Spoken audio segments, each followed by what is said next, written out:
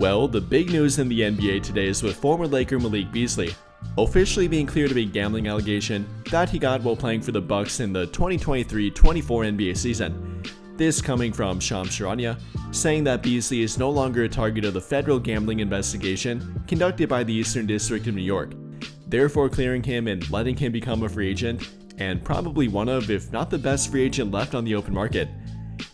And well, we're kind of looking at another Dennis Schroder situation here. Remembering back to the 2020-2021 NBA season, Schroder turning down a contract from the Lakers, if not multiple of them, potentially a 4-year, $84 million deal with them, only to then sign a 1-year, $5 million deal in free agency with the Boston Celtics. And according to reports, Beasley might have had a $90 million-ish contract lined up prior to these gambling allegations and likely would be headed back to Detroit, but now he's probably looking at a veteran minimum, if not only slightly more than that, on the open market. So with that in mind here, could the Lakers maybe take the Dennis Schroder route again? Letting him walk that year, but then the year after, signing him back to their team and getting a pretty good year from him. Now doing that again with Malik Beasley, signing him for a veteran minimum and, maybe trying to recoup value they lost with him. It maybe could be a possibility and might not be the worst option for them, albeit a very controversial option that they could potentially do. After all, they do have an open spot left on their 15-man roster, having 14 of their 15 spots filled at this point, so they could potentially sign him, but the problem is that they currently don't have enough space under the first apron to sign him, or any other free agent for that fact too. At the moment, they're only $1.1 million below the first apron, which they cannot go over, so they would first have to make a trade or some kind of salary dump move to get further under the first apron to then sign Beasley to a veteran minimum contract. And well, at that point, would it even be worth it for them? That's definitely up for debate here, but I guess you could make an argument for it. And if you're gonna make one, then you probably would point to a guy like Dalton Knecht.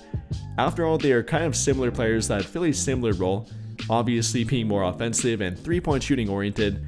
Beasley coming off a tremendous three-point shooting year, not only three-point shooting, but really offense in general, being one of the finalists for the 6th Man of the Year award last season, finishing second in 6th Man of the Year voting, putting up roughly 16 points per game, shooting a tremendous 42% from beyond the arc, while attempting 9.3 three-point shots per game. I mean, that's pretty much what the Lakers and JJ Redick want Dalton Knecht to become, and that's what Malik Beasley currently is right now.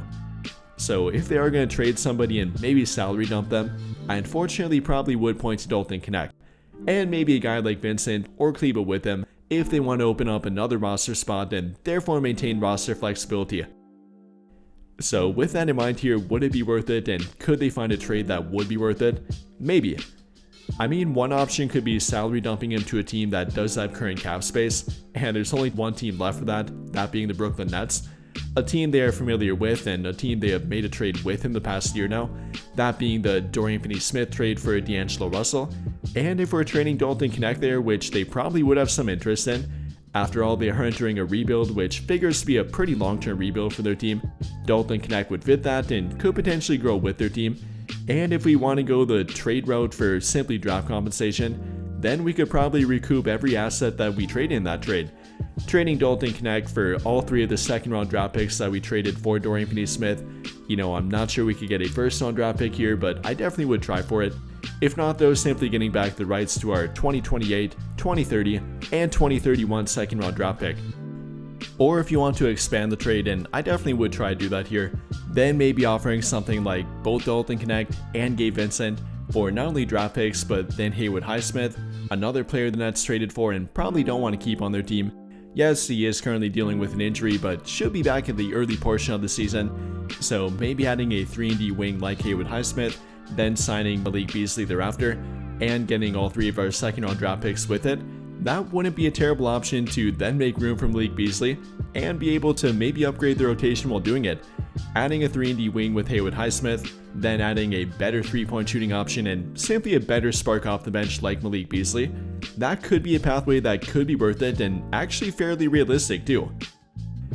I mean, don't get me wrong, I'm definitely not guaranteeing this or saying it's incredibly likely to happen, but if they wanted to try to get Malik Beasley and open up space for him, this could be an option for them and probably the most likely option from a team that they recently traded with and currently does have cap space to work with and therefore absorb a salary dump move if they want to make one. And well, then for their outside competition to sign Malik Beasley, the only team that's currently being reported about happens to be the New York Knicks, saying that they have been in contact or have at least have interest in him for a veteran minimum contract, kind of confirming or at least kind of hinting the price for him likely not to be above a veteran minimum. He's kind of got to take a prove-it deal again this season to then work his way back up to a bigger long-term contract this season thereafter. So with that in mind here, I think it might be worth it getting a guy like Malik Beasley, who again put up 16 points per game on 42% three-point shooting last season, being one of the best high-volume shooters in the entire NBA, for simply a veteran minimum contract. I'm not sure you can simply pass that up and not at least think about it a little bit. I mean, especially with a head coach like JJ Redick, we've seen all the things that he did or tried to do with Dalton Connect. Now imagine what he could do with Malik Beasley. And yes, I know there are going to be people that say, well, he didn't play well with the Lakers last time and therefore we should avoid him and completely ignore him. And to that I would say that was with Darvin Ham and a very different offense than they have right now. And not to mention a very different head coach than they have right now too. I mean, with Darvin Ham, he simply didn't run an offense made from Malik Beasley, running more of a 4-out, 1-in styled offense that revolved heavily around Anthony Davis, therefore operating more from the post and mid to high post, or in the pick and roll game with either LeBron or D'Angelo Russell, simply making Malik Beasley a corner wing 3-point shooter, not much of a movement shooter I mean, and with JJ Redick that would be completely different. Again, pointing to what he tried to do and often did with Dalton Connect last season, running him around the court off pin down screens, drag screens, and moving him all over to get him open and make him an off-ball threat and truly an off-ball threat that can help their team out. Not to simply stand there and maybe get the ball every now and again for a catch and shoot opportunity. I think it would be completely different. Again, with what I mentioned with Dalton Connect, the more movement that he incorporates, especially for a guy like Malik Beasley, now with the introduction of a true 5-out offense at times, not to mention with Anthony Davis being traded for Luka Doncic, a guy that can help him get even more open and will find him even more often on the court, them being more of a perimeter team now than a post team and more of a post offense, I think it would be a much better fit for Malik Beasley, and I guarantee he would look a whole lot better with their team. At least I would like to think so anyways. Now I'm definitely not saying it's something they have to do or something they must do.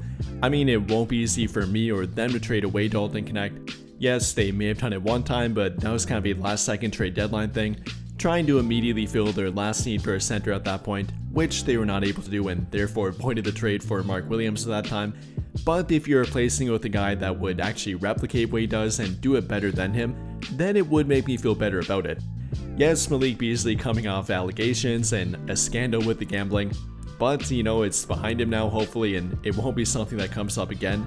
And apart from that, he's obviously very talented, does fit the Luka Doncic timeline quote unquote, only being 28 years old yet, would feel a big need for their team off the bench. Without Dalton Connect in their rotation, they don't have a great 3-point shooter. I mean, apart from Rui Hachimura, who's not exactly a high volume 3-point shooter, not a great off-ball threat that's really a proven option. Hopefully with Jake LaRavia, hopefully Austin Reeves can improve or kind of maintain what he does at least. But apart from that, not a ton of 3-point shooting. Now with guys like DeAndre Ayton, Jackson Hayes, Jared Vanderbilt, even Marcus Smart, Gabe Vincent's not a great 3-point shooter either, kind of average at best. So it wouldn't hurt to get a guy like Malik Beasley, and that would kind of be the argument for it.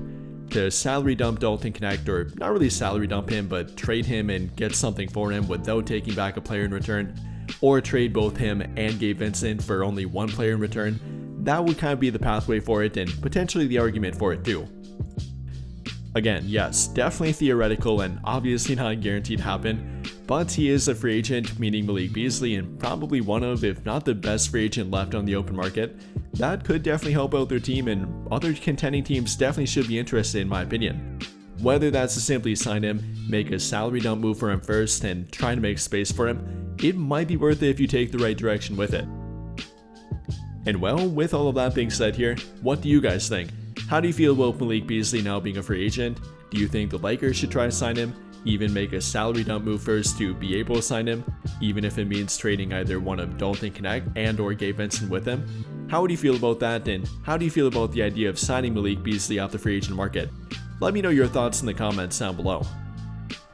But I think that'll pretty much do it for this one, and if you enjoyed the video, then I'll greatly appreciate it if you dropped a like, subscribe to the channel if you have not already, and hit that notification bell to never miss out when I upload a video.